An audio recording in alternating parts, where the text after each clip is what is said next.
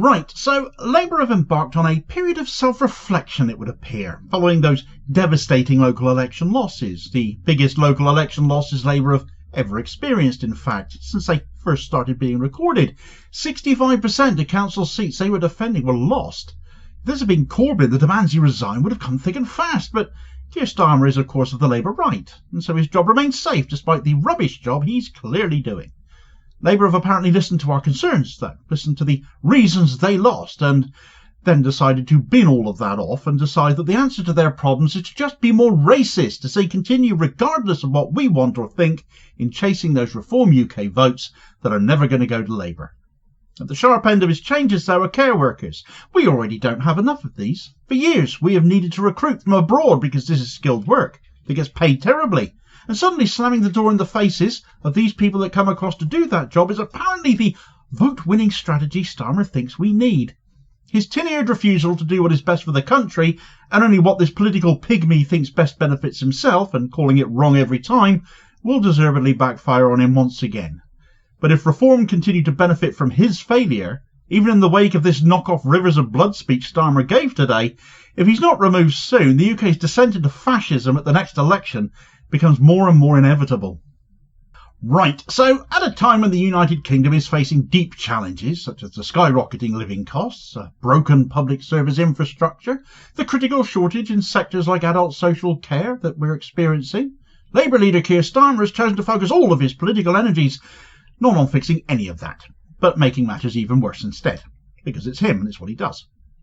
His latest speech and its accompanying white paper on immigration, unveiled in the wake of those bruising local election losses to Reform UK, show Starmer has learned absolutely nothing from those losses, as his Labour Party willingly continues to pander to the far right by scapegoating migrants, instead of making the moral case for them as he should be, as Labour stands for, or used to before he came in, and why so many of them are actually needed, and abandoning the very principles of equality and solidarity that Labour once stood for. Instead of addressing the structural and political failures that have disillusioned voters, and we know what they are because pollsters have polled them and found out, which range from broken promises to the winter fuel allowance cuts, not addressing public services or the cost of living crisis, all an increasingly visible abandonment of working class needs as these are, Starmer has turned to the tried and repeated failed tactic of blaming migrants for it all. To which end, he has therefore announced plans to reduce them, stop them coming in. Again, that idea, it's been tried once or twice, hasn't it? Part of which is to prevent care homes from recruiting workers from abroad unless those individuals already hold a UK visa. It is a failed strategy of the right wing to do this. And here we go again. The Tories tried and failed. Farage has made a career out of standing on cliffs and pointing at small votes. But it's all rooted in racism, cloaked in a fake guise of responsibility and aimed at appeasing those who have been misled into believing that immigrants are the root of Britain's woes, when it is the political choices of idiots like Starmer and those in recent years who came before him who ruin lives with drivel like this that they call policy. It is also a direct attack on one of the country's most overstretched and underappreciated sectors, adult social care. There are currently 131,000 vacancies in care right now, and only 10,000 care workers in the UK from abroad who hold a visa that apparently will be allowed to fill one of these. Where are the rest coming from when this is skilled work? This is work that people have to go through rigorous checks to get into, and who get paid barely more than minimum wage for the long hours and dedication required. There's a reason we have to recruit from abroad. The terms of the work are awful, not helped by many care institutions being private enterprises dedicated to making profits at the expense of low-paid workers and minimally served residents. Reform UK, led by Nigel Farage, of course, have pushed a relentless campaign of xenophobic and anti-migrant rhetoric. It's a strategy that has certainly been of electoral benefit to him, populist position rooted in a pack of lies. Yet it is inherently corrosive to the social fabric of the UK, and yet despite that, Starmer has apparently looked at this and thought, I'd quite like a slice of that. Reform promotes a false narrative of Britain as being overrun by migrants, ignoring the economic, social and demographic realities that make immigration not only necessary but beneficial. And where Labour should be making the case for that, Starmer is hanging on to Farage's coattails, hoping to pick up a few racist votes along the way. It is, of course, disappointing, but it is not surprising that Keir Starmer has responded not with moral leadership, but craven mimicry. He stands for nothing except what he thinks will give him some electoral advantage from one moment to the next, and it simply exposed him as one of the most dishonest politicians in living memory, standing for nothing, jumping from one populist position to another for as long as he thinks is politically expedient. By echoing the policies and tones of the far right, Starmer just legitimises their hateful rhetoric and emboldens the worst elements of British political discourse and drives voters to them. He aligns Labour with the most reactionary elements of British politics rather than offering a true alternative, and he can't understand why people then vote for the real thing and not his copycat routine. Rather than focusing on the root causes of Labour's electoral underperformance, Starmer has chosen to shift blame onto migrants, and that's understandable if you're familiar enough with Starmer to know he never accepts ever being wrong, never admits to being at fault, never apologises for a thing. There must be some other reason things didn't work out. It couldn't possibly be anything he did. It couldn't possibly be him, so a scapegoat needs to be found. His plan to restrict care homes recruitment from overseas unless a visa is already held is a prime example of policy driven by optics rather than need.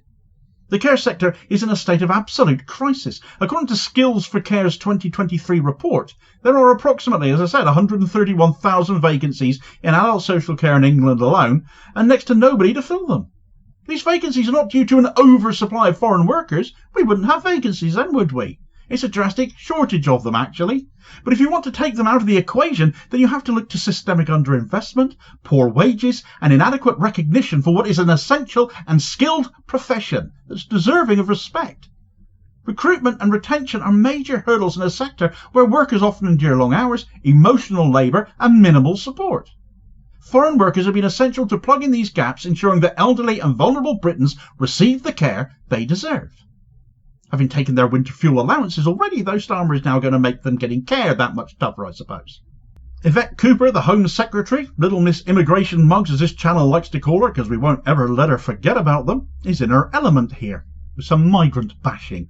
Listen to this.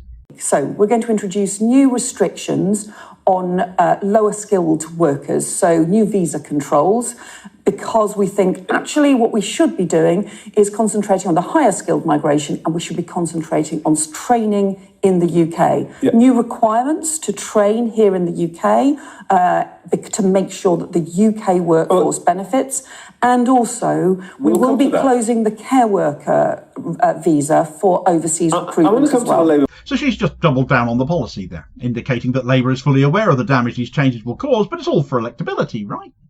That matters more than actual governance, it seems, making sure they stay in power to do what? Continue to just fail to deliver for ordinary working class people all over again. We don't need governments like that.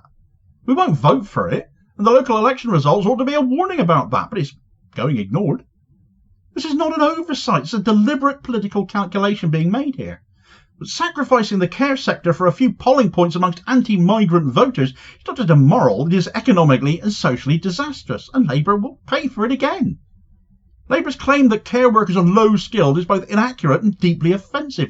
Becoming a competent care worker requires significant training, emotional intelligence, and a resilience that few other professions actually do demand, and I don't think everyone could do this job. I certainly don't believe I could do it. These are the people who bathe, feed, and comfort our elderly and disabled. To treat them as expendable or undeserving of legal entry to the UK is to fundamentally misunderstand the nature of their work and the humanity of those who do it, and fails those demographics Labour are already too comfortable in punching down on.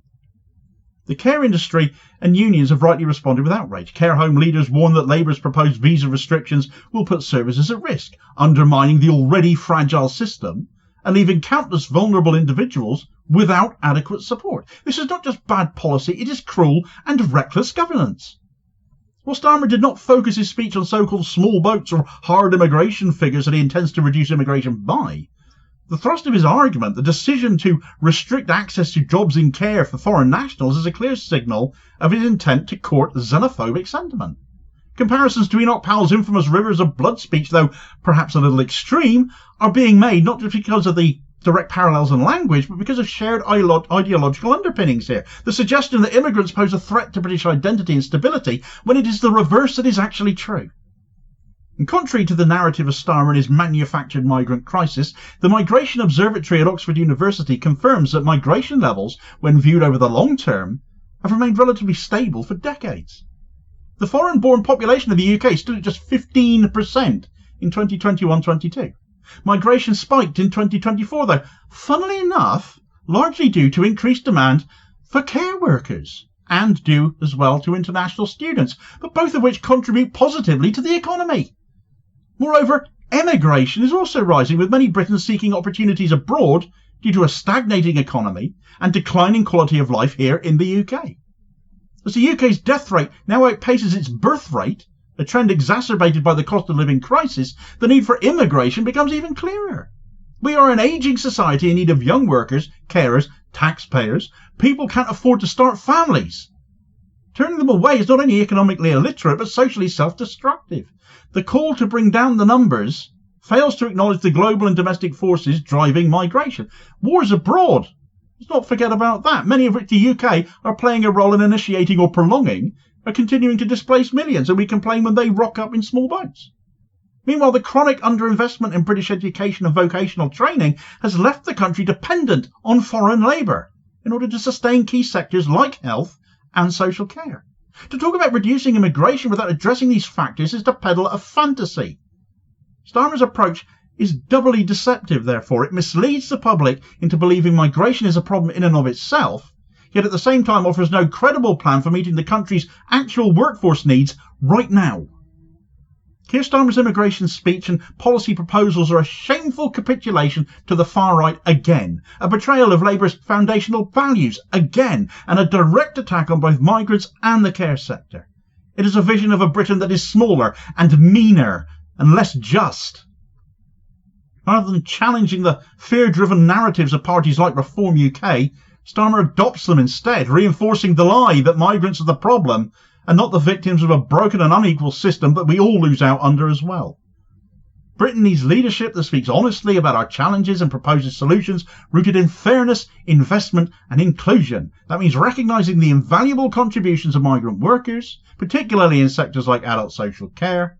It means investing in public services, supporting pensioners and addressing the cost of living crisis, making all of us increasingly poor in what is supposed to be the 6th largest economy on the planet, but which we never see any of. Starmer can stick this nonsense where the sun doesn't shine. We must reject the politics of scapegoating. It's gone on for long enough. It's blatantly untrue, and instead demand policies that reflect our shared humanity and mutual dependence. Starmer's current trajectory offers none of that.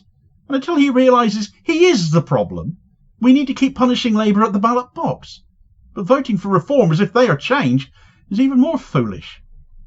It is time to stop blaming migrants and start addressing the real causes of our real problems in this country. Meanwhile, while Starmer takes issue with most migrants, it seems he's got no problem inviting proscribed terrorists here, as despite the Al-Qaeda-linked group HTS being very much on the UK proscription list, its leader, who now just happens to be the self-declared president of Syria, Ahmed al-Sharaa, has been invited to the UK for a visit. Never mind the minorities his outfit have been wiping out, he's pro-Israel, so all is fine. Hypocrisy on steroids. Get all the details of that story in this video recommendation here as your suggested next watch. Please do also hit like, share and subscribe if you haven't done so already, so as to ensure you don't miss out on all new daily content, sort of spreading the word and helping to support the channel at the same time, which is very much appreciated, holding power to account for ordinary working class people, and I'll hopefully catch you on the next vid. Cheers folks.